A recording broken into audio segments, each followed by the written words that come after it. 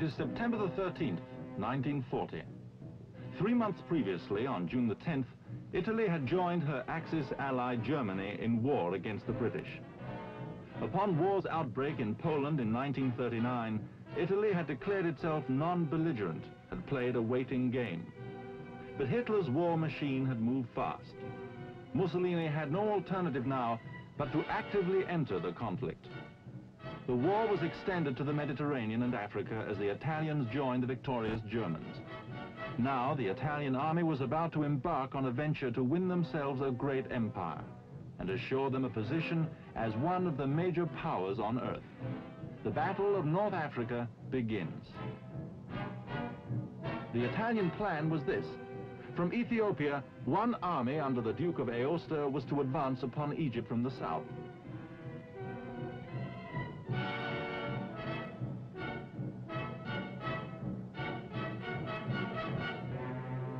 Another, under Marshal Rodolfo Graziani, was to drive east from Libya. Combined strength of the two armies totaled 500,000 men. Their opponents, hard-pressed at home, feeling the weight of the Nazi blitz against England, mustered 100,000 British and Commonwealth troops. The Italian attack began well. Graziani's forces struck at Egypt. The fall of France had secured their rear in Tunisia. England was fighting for its life in the Battle of Britain. So the Italians advanced into Egypt as far as Sidi Barrani. It was the greatest opportunity Italy had to increase her empire. These troops might have raced through Egypt and joined with the other Italian force in Ethiopia.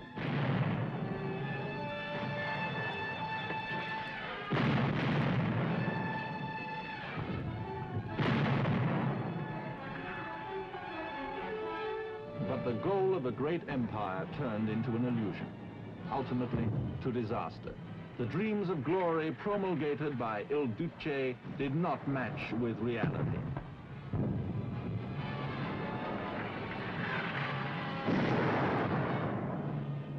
The desert terrain was fearsome.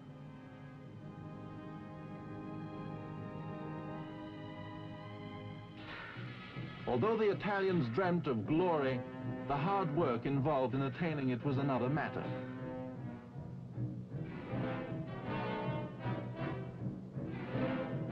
The troops were often sick, always homesick. Morale became low.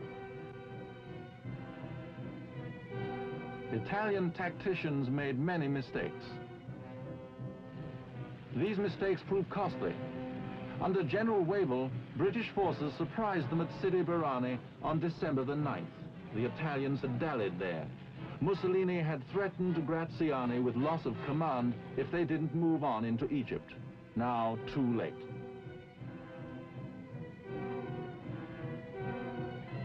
British armor raced along the Libyan coast.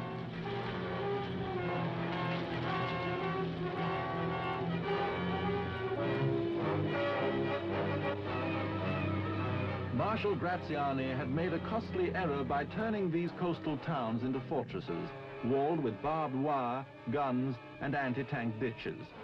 They would prove to be no match for the highly mobile British.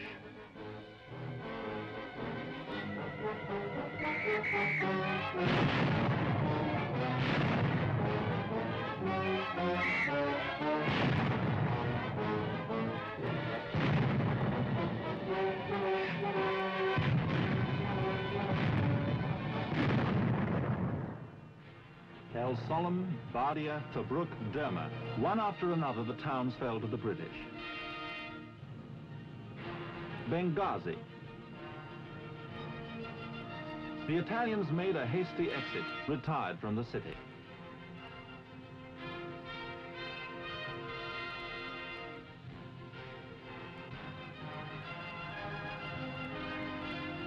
They were cut off by fast-moving armor and motorized infantry. The Italian army was trapped. British Empire forces captured over 133,000 prisoners. Their own losses, 604 men. By February the 8th, 1941, they occupied the eastern half of Libya, as far as the town of El Agila.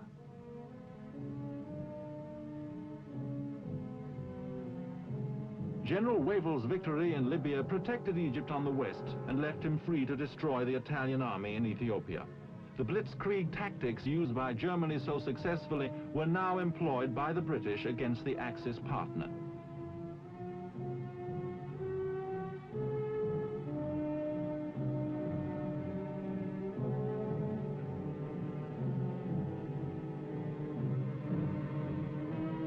Under orders from Rome, the Duke of Aosta made a last stand, but by May the 19th, all Italian resistance had ended. Ethiopia, first of the fascist conquests, was liberated. The Emperor Haile Selassie returned to his kingdom. In Libya, British troops halted at El Agheila. The weakening of the British forces coincided with the arrival in Africa of a man who was to become of historic importance. February the 12th, 1941, General Erwin Rommel, veteran of the Polish and French campaigns, arrived to take command of the Afrika Korps. By March the 11th, the 5th Panzer Regiment had completed its disembarkation in Tripoli, equipped with 120 tanks and the most modern and fearsome of German war equipment.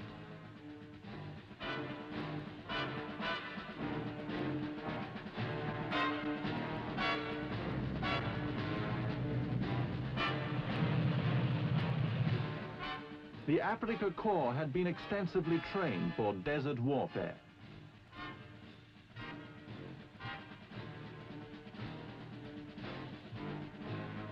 The men represented the best of the much vaunted Nazi culture.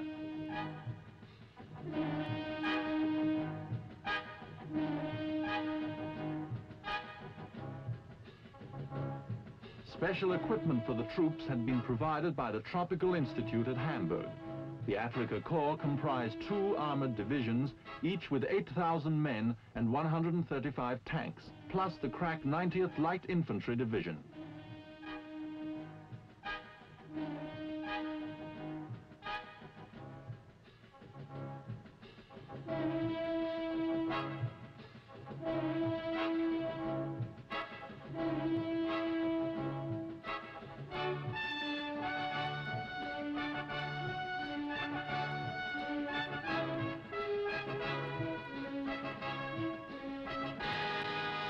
Rommel attacked the weakened British position on March the 24th. He continued to advance, the British continued to withdraw.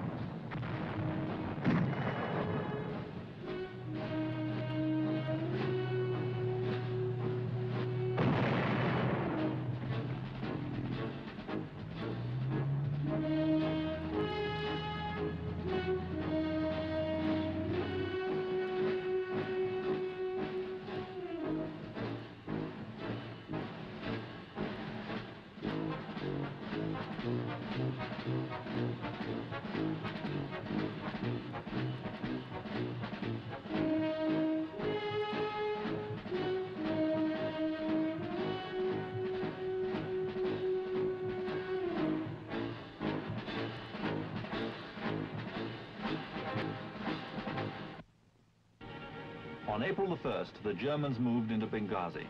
Rommel had seized the initiative.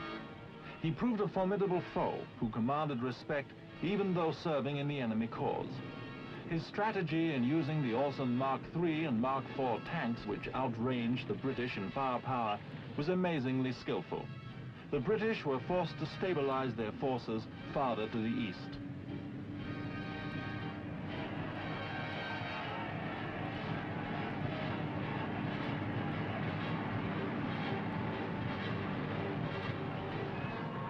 The British had been pushed back into Egypt, but the retreat was not complete.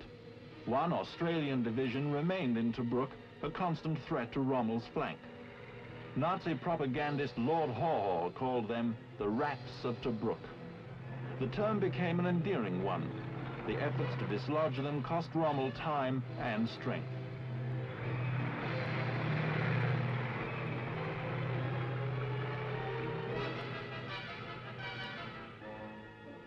The area of Tobruk was about twice the size of the District of Columbia.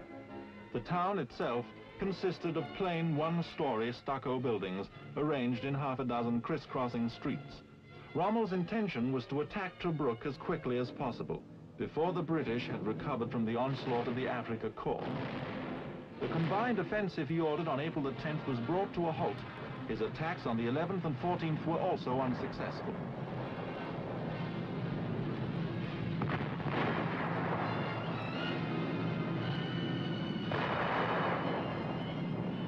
By May the 2nd, Rommel had taken Solem, Capuzzo, had reconquered the rest of Cyrenaica. Tobruk held on. Rommel's greatest attack had failed to dislodge the gallant and heroic opposition. Few of the men in Tobruk ever had a roof over their heads. Strip life of everything that makes it worthwhile, and you have the standard of living in Tobruk at this time. Water was scant. Rations were merely a means of keeping alive. Only the essentials came through. Supply lines from air and sea were worth their weight in gold. The story of the desert in the summer of 1941 was the story of Tobruk. At the end of August, the Australian garrison was relieved, and colonial empire forces moved in.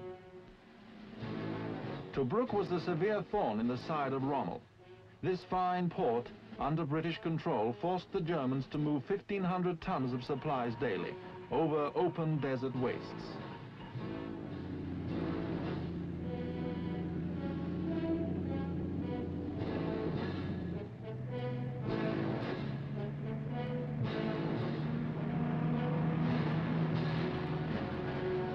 Tobruk was sorely needed as a supply point close to the front. Thus, the siege was strengthened during September. On the morning of December the 4th, Rommel launched a heavy attack that was very nearly successful.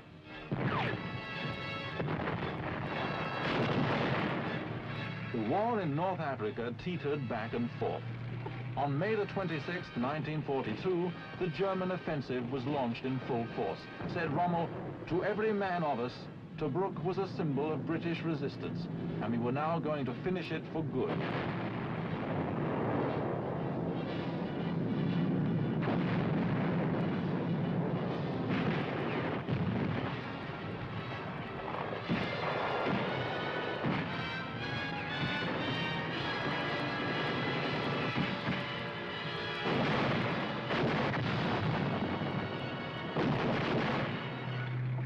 Tobruk fell at 5 a.m. June the 21st, 1942.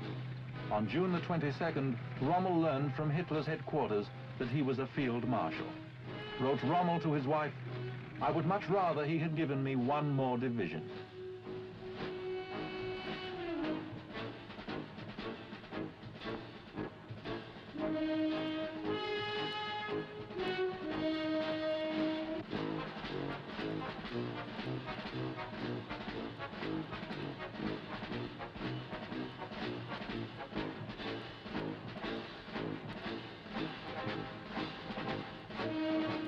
The prize Rommel had sought for over a year was finally his.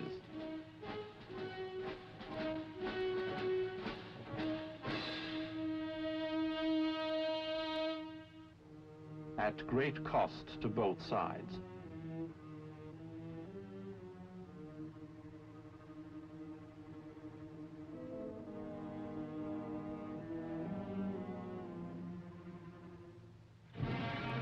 June the 30th. The Axis forces came to the El Alamein line. Alexandria was 65 miles away. The Germans had won a great victory at Tobruk and were moving rapidly.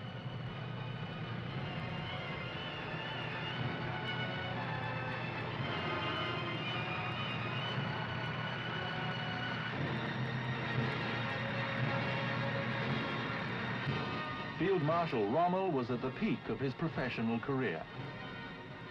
It was at this time that General Auchinleck received a distinguished visitor from England. Mr. Churchill stayed for 5 days. Other new arrivals remained permanently. They were General Sir Harold R.L.G. Alexander, who replaced General Auchinleck as commander of the Middle East, and General Sir Bernard L. Montgomery, who took over General Rich's 8th Army. Your prime and main duty will be to take or destroy at the earliest opportunity the German and Italian army commanded by Field Marshal Rommel, together with all its supplies and establishments in Egypt and Libya. Signed, Winston Churchill. General Montgomery took hold at El Alamein. Meanwhile, Lend-Lease supplies rolled in.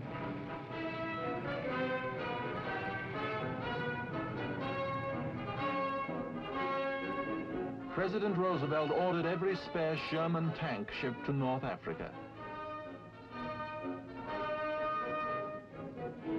Both sides were girding for what obviously was to be a decisive battle.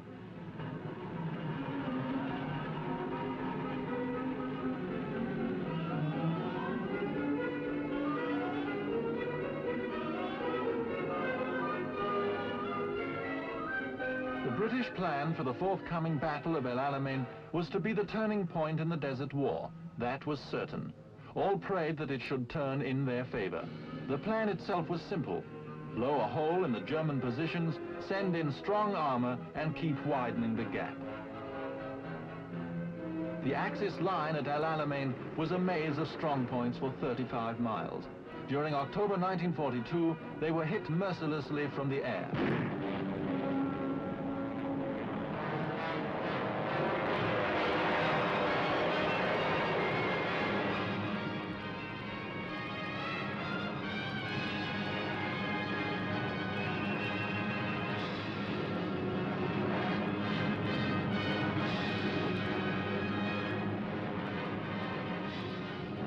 Axis shipping was badly damaged.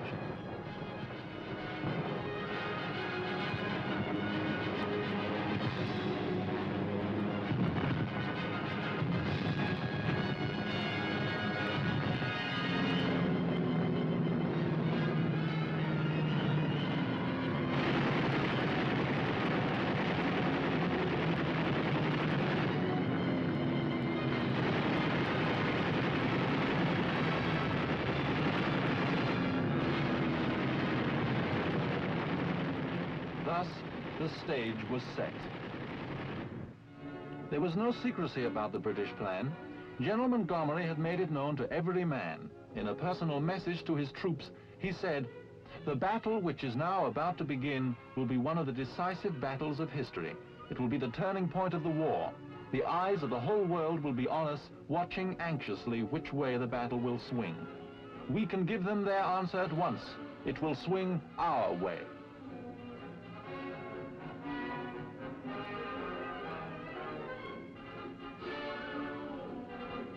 Montgomery had said, "Give me a fortnight and I can resist the German attack. Give me 3 weeks and I can defeat the Boche. Give me a month and I will chase him out of Africa."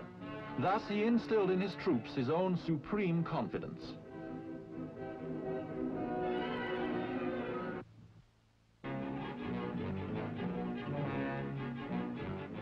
They prepared. Guns ready. Equipment ready. Men ready.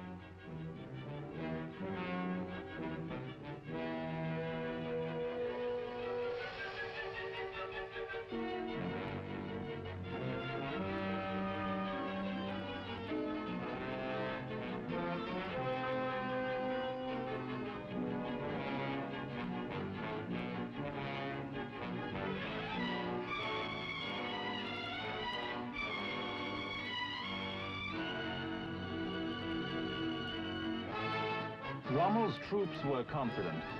German and Italian radios began promising complete independence for the Egyptian people and made dates for the Africa Corps with the ladies of Cairo and Alexandria upon their victory.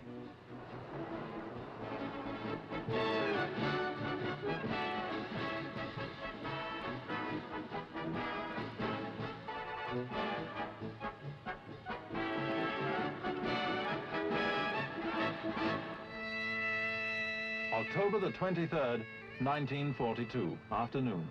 While they could, Montgomery's men also relaxed and waited.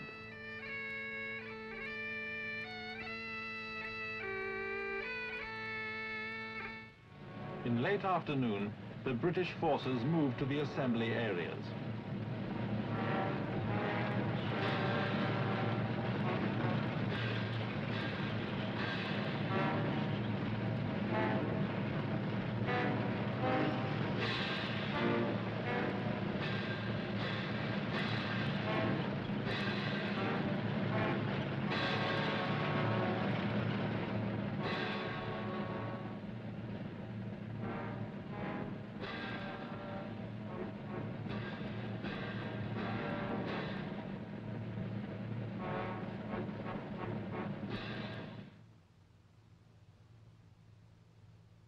9:40 p.m. A still desert night. The Battle of El Alamein begins.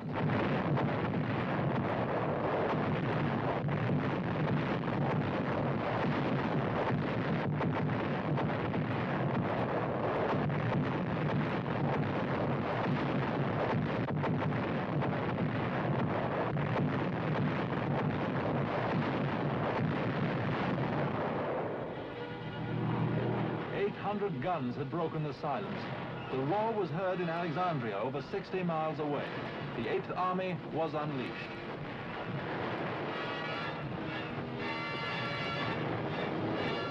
General Montgomery chose the north to make a breakthrough. It would threaten the coastal road, which was the enemy's life, and would imperil his forces to the south. By dawn on the 24th, the Axis main defenses were bitten deep.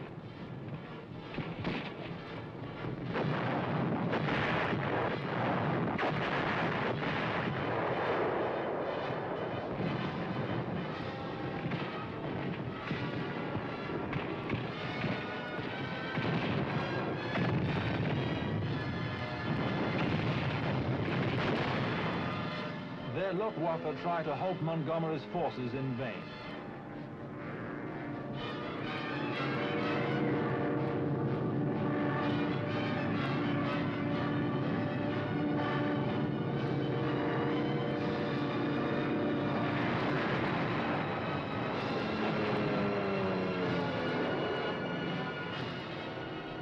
British air power blasted them from the skies.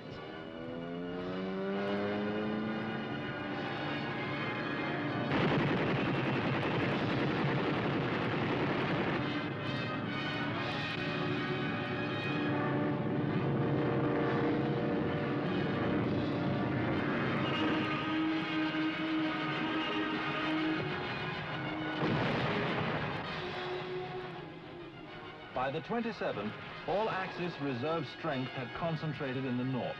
An advanced position called Kidney Ridge was counterattacked 5 times in a single day by the 15th Panzers, but held out.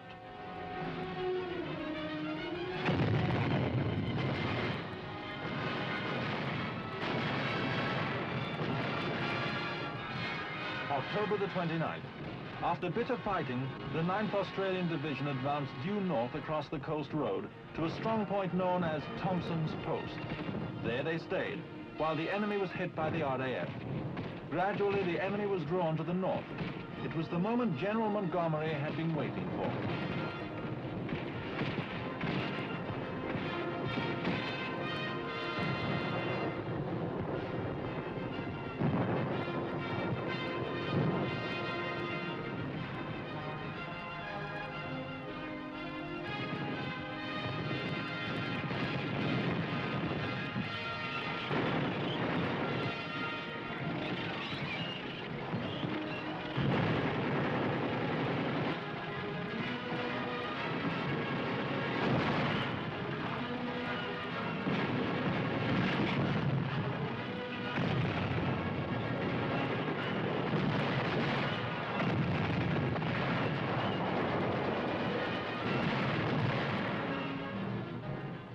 With Rommel concentrating everything to the north, gaps in the line were made to the south.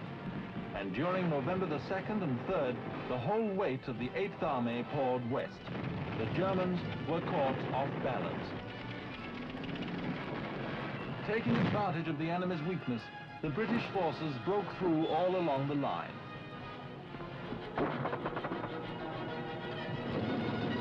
Said Rommel, "We were completely stunned. For the first time during the African campaign, I did not know what to do." His army was relentlessly pushed back.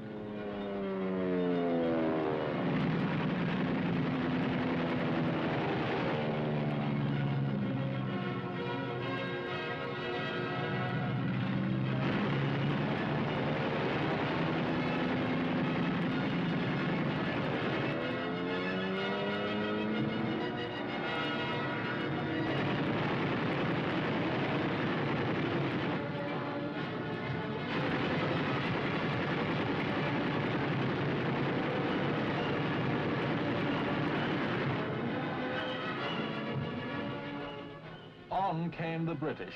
back past the old familiar places.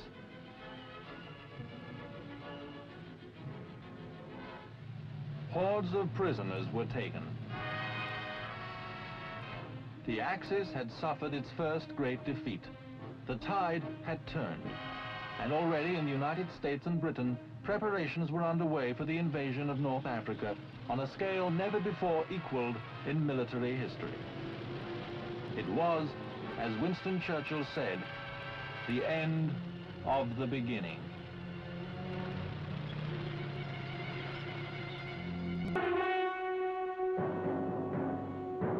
The Washington Conference was top level. Prime Minister Churchill arrived from London. High-ranking members of the military staffs were present. The results of that conference were kept top secret. Few knew of the tremendous plan formulated there, which would call for preparations on a scale never before equaled in military history: the Allied invasion of North Africa.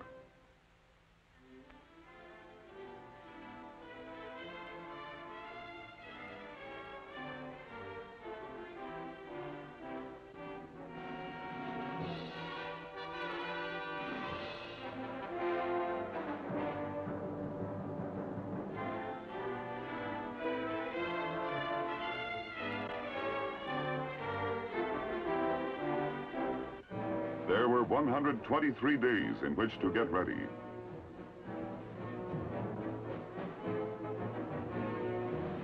Hundreds of ships to be prepared. Ships armed and loaded with some 700,000 items of equipment.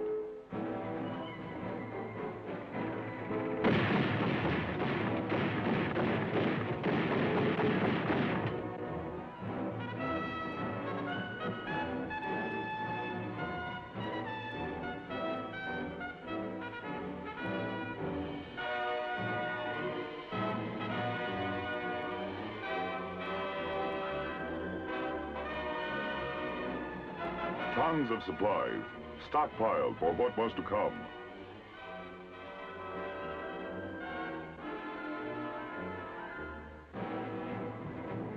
Vast numbers of troops suddenly found themselves engaged in intensive training.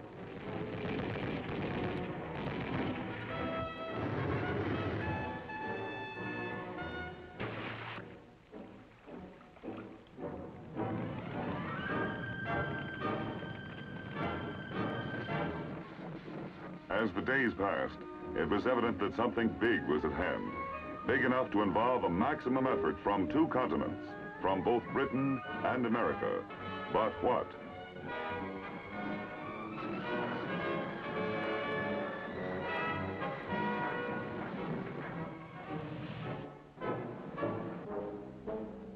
October 24, 1942. While the British 8th Army was smashing Rommel and the Germans at El Alamein, a vast troop convoy set sail from American ports.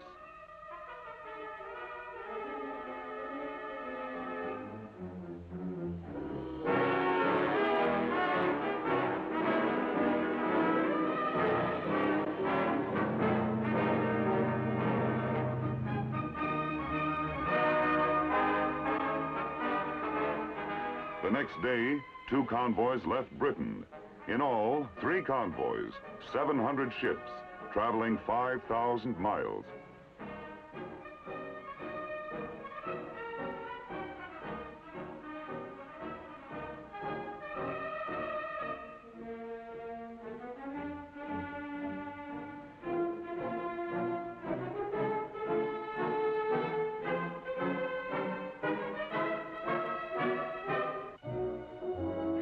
As yet, the men aboard the convoys had no inkling of the scope of their undertaking. Nothing to do but relax and wonder. Destination unknown. Speculations plentiful. Rumors even more so. As the days crawled by, tension mounted. What lay ahead for them and where? Finally, the secret was out. North Africa. The men were fully aware of the bitter fighting waged there for 3 years, of the Afrika Korps, Rommel, and Tobruk.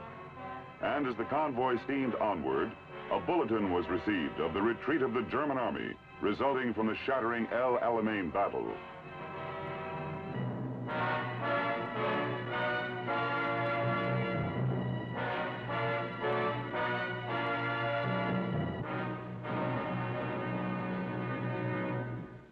The plan, invasion. The objective, rout the Axis powers from North Africa.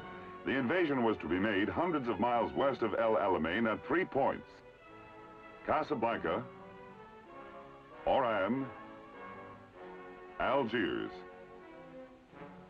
General Mark Clark had previously landed in Algeria to confer with French officers. General Henri Giraud would lead the Free French forces. The entire operation was under the command of General Dwight D. Eisenhower, appointed by the Joint Chiefs of Staff. At 3 a.m. on November 8th, the convoys converged west of Gibraltar. The events planned 4 months ago were about to become history. Now, everything depended upon taking the enemy by surprise. Lieutenant General George S. Patton, Jr. speaks. Soldiers and sailors, it is not known whether the French African army will contest our landing. But all resistance, by whomever offered, must be destroyed. However, when any of the French soldiers seek to surrender, you will accept it and treat them with the respect due a brave opponent and future ally. This was Casablanca, the northwest corner of Africa. H hour. The invasion began. The ensuing events, now in the hands of fate.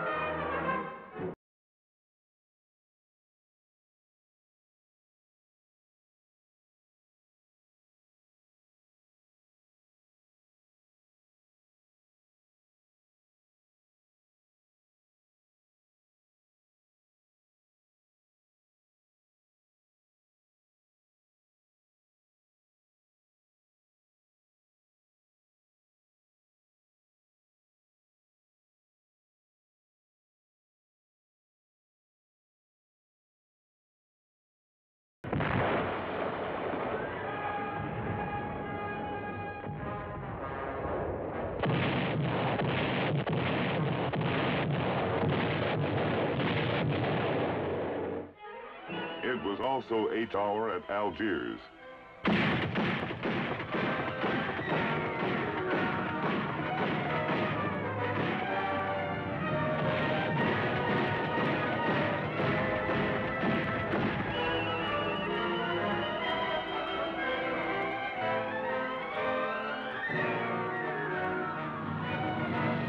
Planes based at Gibraltar flew over to give extra insurance for the success of the operation.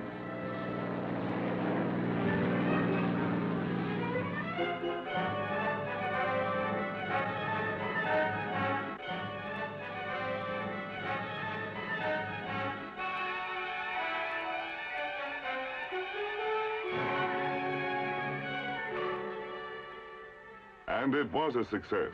Opposition in Algiers was slight. In a short time, it was in Allied hands. Oran, H hour.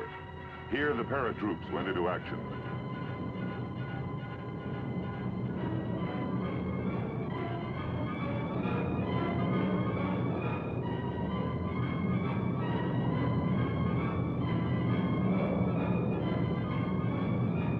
Fighting was bitter, but after 2 hard days, troops of the enemy Vichy French capitulated.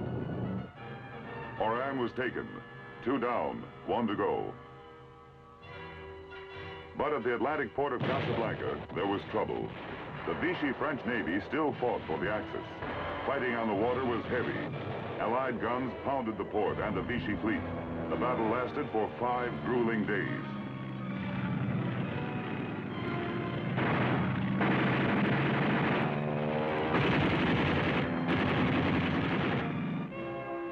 But on November 12, Vichy Deputy Chief of State Admiral Darlan reached an agreement with General Eisenhower and ordered all French in Africa to cooperate with the Allies. Resistance ceased at Casablanca. The troops rolled in.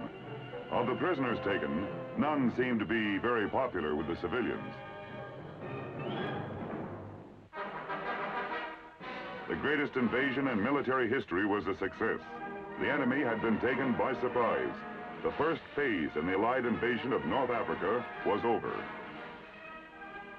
In addition to General Eisenhower, the British First Army was commanded by General Anderson. The French troops were under General Giraud. The next step, move east swiftly. Time was precious.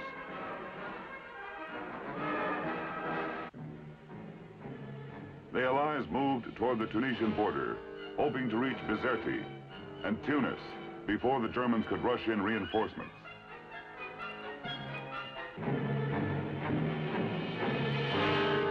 We pushed on, despite all but impossible roads and shoddy railroad facilities.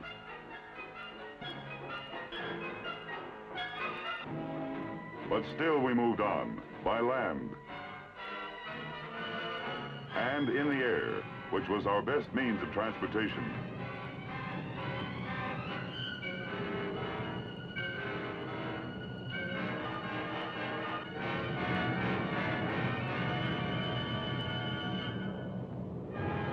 And it was by air that the German forces struck back.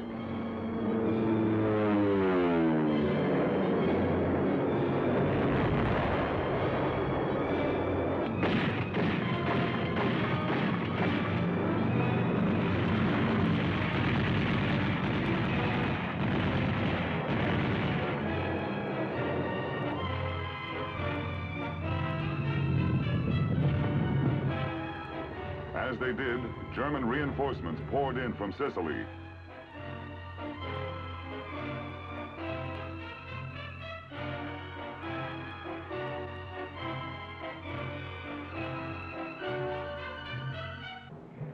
November 18, the Allied advance guards entered Tunisia. Our line of supply was now 500 miles long.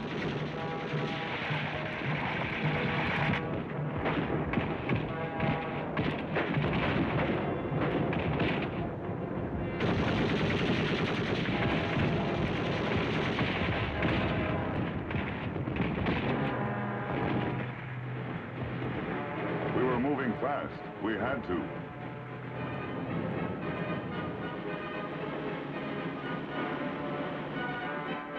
By November 22, the town of Beja was reached. Mejaz al-Bab, the terrain became more and more precarious.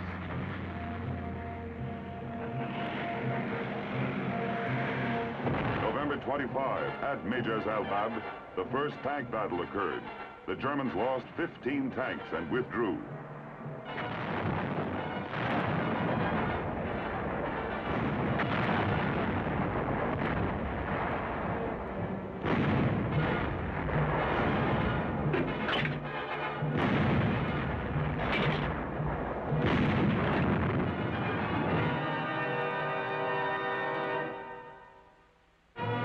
They moved back to the mountain approaches in the northern tip of Tunisia. At Mater, they waited. We attempted a thrust. It was all important. Time was running out. Winter was coming.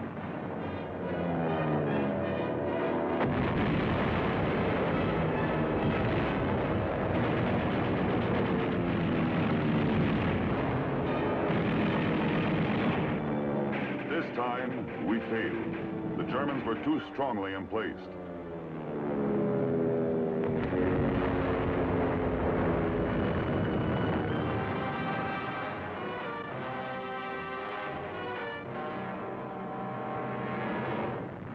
We fell back.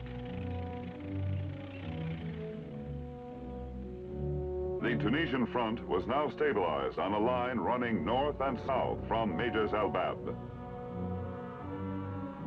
For the North African winter had come.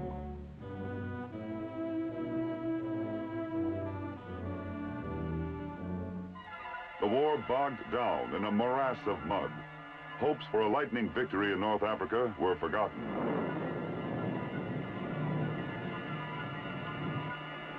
Airfields were flooded.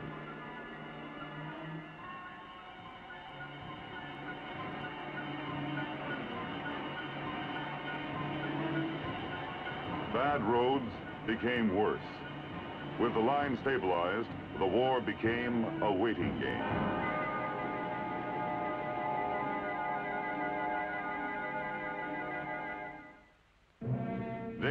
reports at the time would say action was light on the Tunisian front.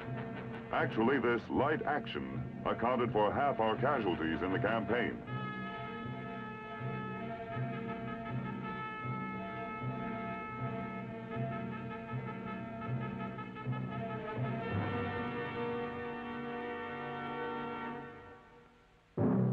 During this time, patrols were sent out continuously.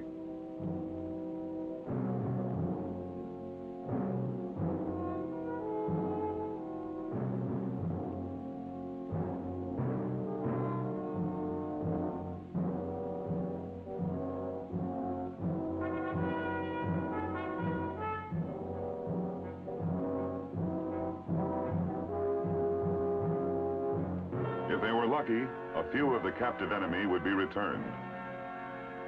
Sometimes they weren't so lucky.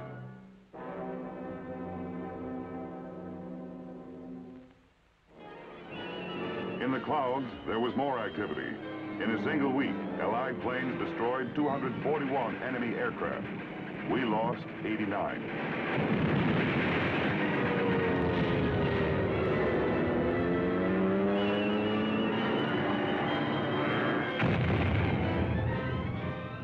From our bases, it was possible to make devastating attacks on Italy, Sardinia, and Sicily.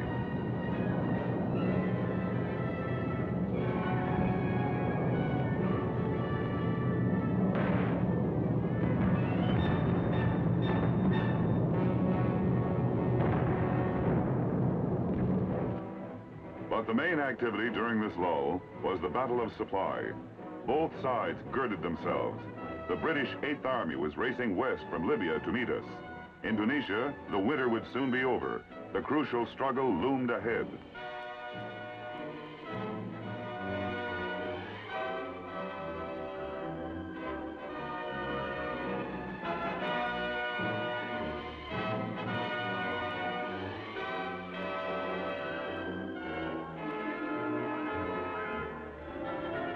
But there was one day when the struggle was momentarily forgotten. A day dedicated to peace on earth. Christmas in Tunisia, 1942.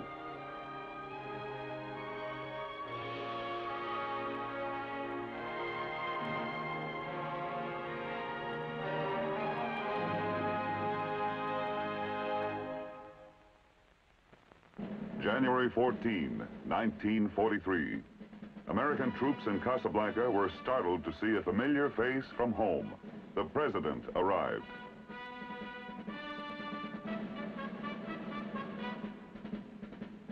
And Prime Minister Churchill came.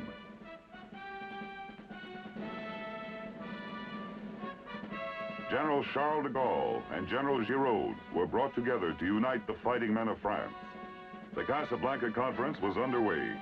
It was held to set the requirements for victory, not only in North Africa, but all over the world.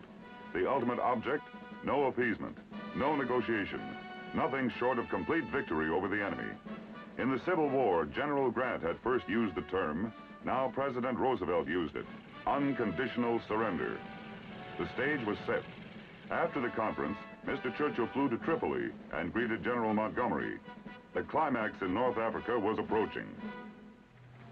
But there was still fight in the enemy.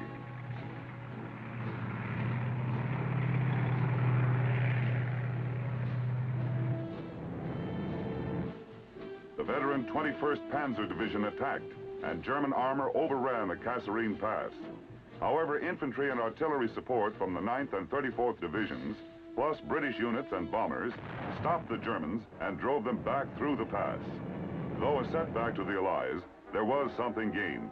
The troops became, in General Eisenhower's words, battle-wise and tactically efficient. It was the last Nazi offensive in Africa.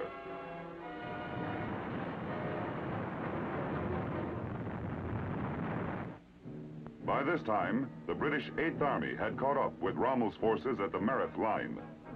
On March 15, 1943, Rommel was recalled to Germany. He never returned. His army had retired to the Mareth Line's fortified hills.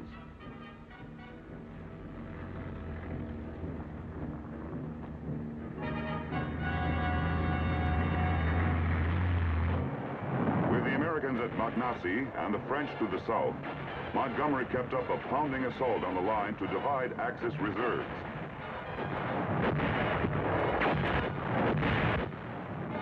Hitting the enemy in front, he flanked to the left and delivered a telling blow. The New Zealanders moved on this flank. The 4th Indian Division circled the rear.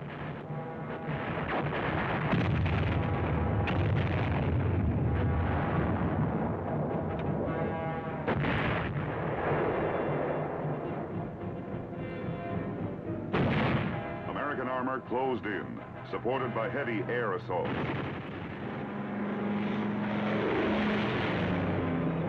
And the Meerut line cracked.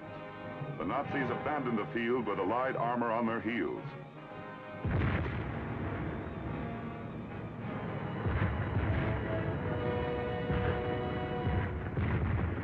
The battle-wise 1st Armored Division pushed east to cut off the enemy retreat.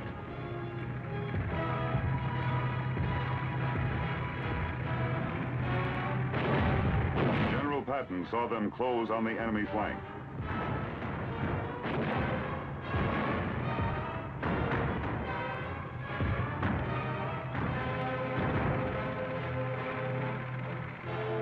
April 7, 1943, a big day. British patrols met advance guards of the American 2nd Corps on the Gab Road. Thus, Allied lines were linked. Now the British 8th could be supplied from North African ports, and troops could be shuttled along the entire Tunisian front.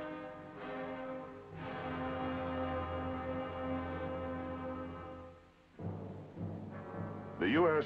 2nd Corps, under General Bradley, moved north to the Beja Road, which ran to Bizerte. The end was in sight.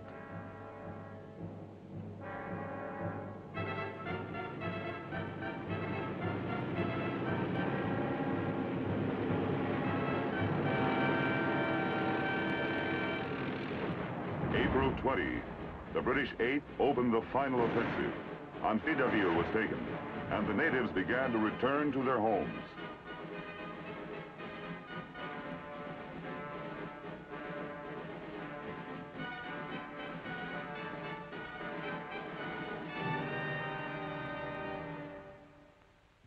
Relentlessly, the Allies pushed onward to Bizerte and Tunis. The going was slow, tough, and dangerous because the enemy was holed up in the surrounding hills. Key positions often changed hands several times before the German defenders were forced to fall back. Hill after hill was stormed or flanked in bitter fighting. Our big attack was at Jabal Tahent, Hill 609. It was the main enemy position. On April 28 and 29, the enemy laid down a heavy mortar fire, and we replied with artillery as we attempted to storm the heights. The going was rough. On May 1, we took Hill 609. The plan for victory in the northern tip of Tunisia had been likened to a cylinder, a machine to compress the enemy until he was destroyed. The compression was about to show results. Swiftly, one by one, the towns on the road to Tunis and Bizerte fell. Matur, Massakalt, Ferryville. There was no stopping the Allied push now. The enemy found themselves forced into a pocket from which there was no escape.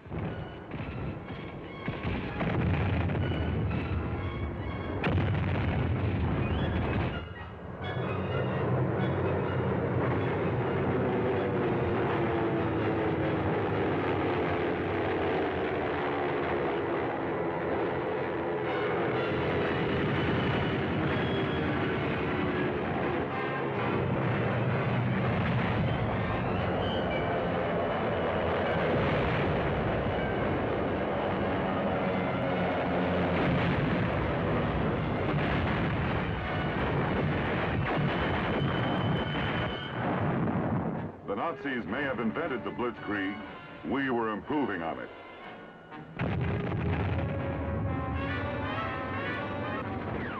The armor forged ahead.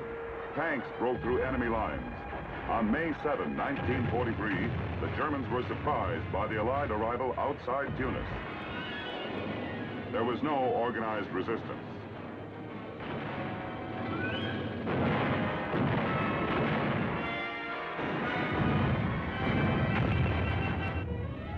For the Germans, there was no front left.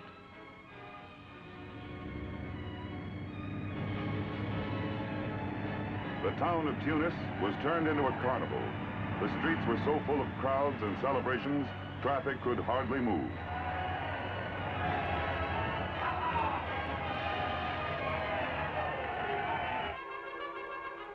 The same day, May 7th, at almost the same hour, we entered Bizerte. The reception here was not so jubilant.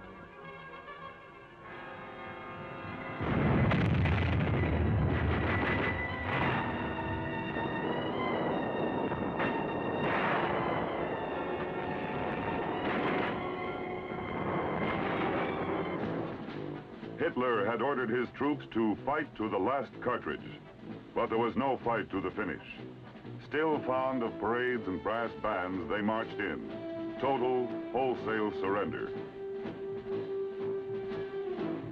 Among the 267,000 prisoners taken were 14 German and 4 Italian generals.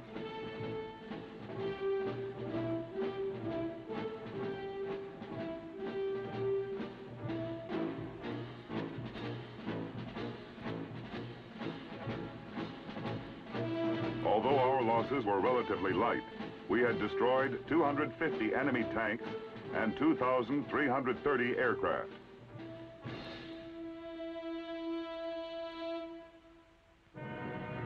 Now Air Marshal Tedder launched a furious assault upon Italian islands off the Tunisian coast. By June 13, the last ones were taken. The conquest of North Africa was complete.